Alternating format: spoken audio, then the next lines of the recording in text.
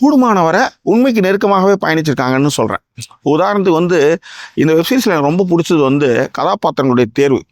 அந்த அமித்ஷாலாம் வந்து கார்த்திகேயன் அந்த கேரக்டர் எடுத்துக்கினது, ஒரு பெரிய அளவில் வந்து ஒரு தலைவர் இறந்து போயிருக்காருன்னும் போது சிபிஐ வசம் அந்த கேஸை ஒப்படைக்கும் போது அவங்களுக்கு வந்து ஆஃபீஸ் வந்து எப்படி வந்து அலாட் பண்ணுறாங்க, அதுலேருந்து அவங்க எப்படி வந்து கொஞ்சம் கொஞ்சமாக போகிறாங்க.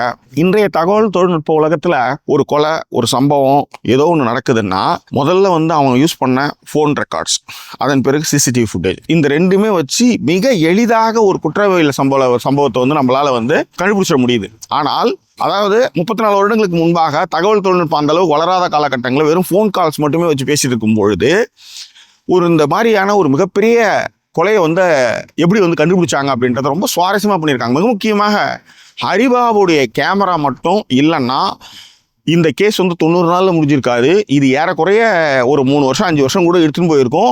இன்னும் கேட்டால் சில கேஸ்கள்லாம் வந்து நம்மளுக்கு வந்து ஆன்சரே தெரியாமல் போயிடும், எக்ஸ்ஃபைல்ஸ்னு தூக்கி போட்டுருவாங்க. அந்த மாதிரி நிலைமை கூட இது போயிருக்கலாம். ஆனால் ஒரு ஃபோட்டோகிராஃபருடைய கேமரா, அதில் இருக்கிற அந்த யோசிச்சு பாருங்க, அது வந்து ஒரு கேரக்டர் வந்து பேசும். அமித்னு ஒரு ஆஃபீஸர்கிட்ட இன்னொரு கேரக்டர் வந்து பேசும், பாரு இந்த கேஸ் வந்து நீ நினைக்கிற மாதிரி வந்து சில விஷயங்கள் நம்மளுக்கு இன்ட் கொடுத்துட்டே போயிட்டே இருக்கு அப்படின்னு சொல்லும்.